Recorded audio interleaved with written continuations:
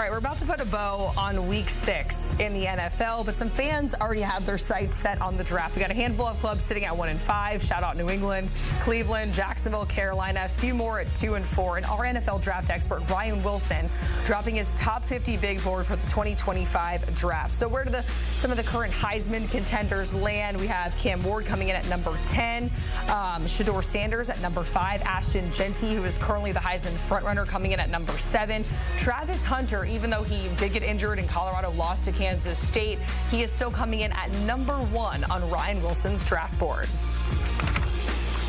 So let's welcome in the one and only Ryan Wilson here to break down that big board. And we're starting at the top, Ryan, with Travis Hunter, of course, as mentioned, suffering a shoulder injury and that weekend loss to K-State. We saw his Heisman odds drastically drop there, but he is still your top prospect. Ryan, tell us why. Hey, Jacqueline, good to see you. That's my midseason big board, which tells us we're halfway through the college football season, which feels crazy to say out loud, but here we are. And you talk about Travis Hunter, and one of the things you hear when you talk to scouts about Travis Hunter is not the endless athleticism and the playmaking ability and his ability to change the game on both sides of the ball. It's the fear of injury playing offense because you're taking more hits than you're given, and we saw that last week. And so that's the concern with him. He can't play 120 snaps each and every week in the NFL, but what can happen is that you can play him at cornerback and draft him as a cornerback and then have a package of plays for him on the offensive side of the ball, 10 to 15 plays a game perhaps, and that way you limit the exposure to the big hits. You keep him fresh, and he can do all those amazing things that we see him do when he's healthy at Colorado. That said, when he is 100%, he is so much fun to watch, and it's so much different than a year ago, Jacqueline, we were talking about Caleb Williams as QB1, or maybe even Drake May or Jaden Daniels are having conversations like, is it Marvin Harrison Jr. or Malik Neighbors? For me, it's Travis Hunter. I don't even know if it's close. I don't think one of these quarterbacks is going to make a run here for the final half of the season, but it's fun to talk about in a different way than last year when you just sort of penciled Caleb's name in and moved on to number 2. Yeah, absolutely. And when we saw the list there of all those snap counts, Ryan, it's almost like you have to take a double take because we see the triple digits for literally almost, 6 games. It's absolutely incredible. Let's talk about Michigan because it's a team, of course, known for their defense. And on this year's big board, you have 2 Wolverine defenders in the top 5, and Will Johnson and Mason Graham. Tell us more about them and where you see them going at the next level. So my preseason big board, Jacqueline, I had Will Johnson as my number 1 player. And fun fact here, cornerback has never been drafted first overall. Maybe that changes with Travis Hunter because of the versatility. And Will Johnson's had a pretty good start to the season. He has 2 interceptions, took both of them to the house. That's a pretty good percentage. He's batting 1,000 in that sense. And he dropped quotations marks to 3 here. And right behind him is Mason Graham, the versatile, athletic, do-it-all defensive lineman who plays alongside Will Johnson at Michigan there. And I went and double-checked just to make sure. Last year, the only first-round pick from Michigan was J.J. McCarthy. He's lost for the season because of a knee injury. And then the next player at Michigan wasn't drafted until the 2nd round. That was Chris Jenkins.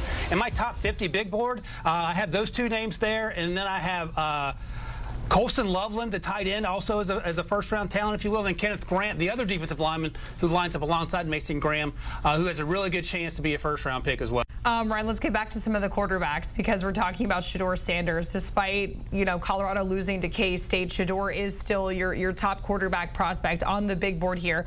Coming in at number 5, he threw for 3 touchdowns in that loss, but why Shador there instead of a Cam Ward?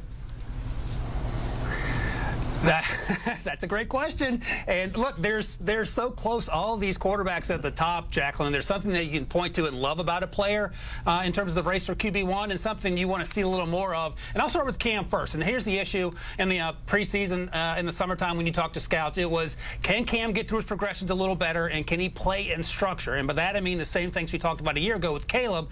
If the first or second read isn't there, is he going to run around and try to make hero plays? Cam's done that, and he's done it pretty successfully, but he's gotten better at playing in structure. So that's why he's moving up. Coming into the season, he was outside the first round if you talk to NFL teams. Some still have him probably out there, but I think by the end of the day, he gets inside the top 32. In terms of Shador Sanders, number 1, show me someone tougher than Shador Sanders because he plays behind an offensive line that's been suspect at times. And number 2, he consistently makes plays when plays don't appear to be there.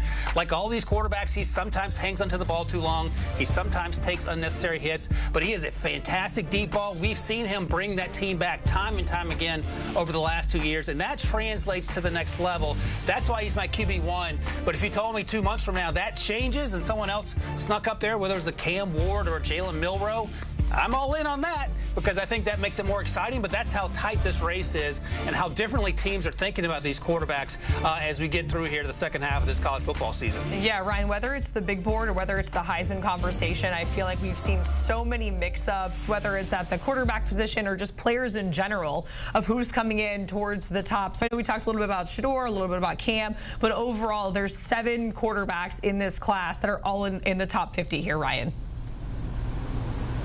It's crazy, and that might be a little optimistic on my side. Remember, a year ago, somehow 6 quarterbacks went in the top 12. Started with Caleb, ended with Bo Nix going to Denver there. The next quarterback didn't go off the board until the 5th round, and that was Spencer Rattler, who made his first start yesterday. But here is the look at the guys that I have on this list. And I think at the end of the day, Jacqueline, probably 3.5 will be the Ryan Wilson over-under for quarterbacks in the first round. But I can make a case for all of these guys: Shador, Cam Ward, Jalen Milroe, Quinn Ewers when he's healthy, Garrett Nussmeier, one of my favorite players. Hop on the Nuss bus if you're not on there yet, Jacqueline. And then Carson Beck, I think, is going to prove to people that after that poor performance in the first half against Alabama, the way he played the last 10 quarters has been the Carson Beck folks have wanted to see. I think he sort of sneaks back up into that first-round conversation. And I might be a little high on Jackson Dart, more so than other people, but I'll just leave you with this. I was a huge Matt Corral guy coming out of Ole Miss. Jackson Dart feels like a bigger, stronger version of Matt Corral. Matt Corral went in the 3rd round. If Jackson goes in round 2 or round 3, I'll feel vindicated. Yeah, I think round 3 would be pretty good. Ryan, I'm just laughing because you're saying 6 in the top 12, and that was historic, and we're going to have to, make a note, 3.5. That's the total over-under for Ryan Wilson. We'll mark it today and circle back and check it. Some unfortunate news for Notre Dame, a huge blow for them this season. Benjamin Morris, losing him to a season-ending hip injury. He's number 17 on your big board, Ryan. How does that injury affect his professional outlook, in your opinion? It stinks, number one, for the young man and for the university, and obviously and taking a different view of how we are able to watch him progress in his season here in 2024. But what stinks about it is that unlike Ravel, the cornerback of the ECU, and Harold Pierce, the LSU edge rusher, whose name is escaping me now, who both tore their ACLs in recent weeks. You understand the ACL injury and what it means to come back from that. The hip injury is a little different, and I don't know the extent of it or the seriousness of it or what the diagnosis has been, but I just remember back a few years ago when Tua was coming out of Alabama and had the hip injury, and I'm sure this is completely different. I'm not comparing the two, but there's just so much uncertainty about knowing what it meant for his future. Now, Tua came back, had a great workout there during the pre-draft process, and obviously was a top 5 pick. We'll see what this means for Morrison, because he is special. He is one of the best players in this draft class and making a case for one of the best cornerbacks. But it feels like we're having a run on these injuries at the college level and the NFL level. You just talked about Aiden Hutchinson and his surgery, and it stinks from a player perspective, and it stinks from someone who enjoys watching these players grow and get better each and every year. So hopefully he gets healthy quickly and is 100% and ready to go for the draft process and give me and our buddy Rick Spielman something to talk about in the coming weeks and months. I think you and Rick Spielman can always find something to talk about, disagree on, if you will.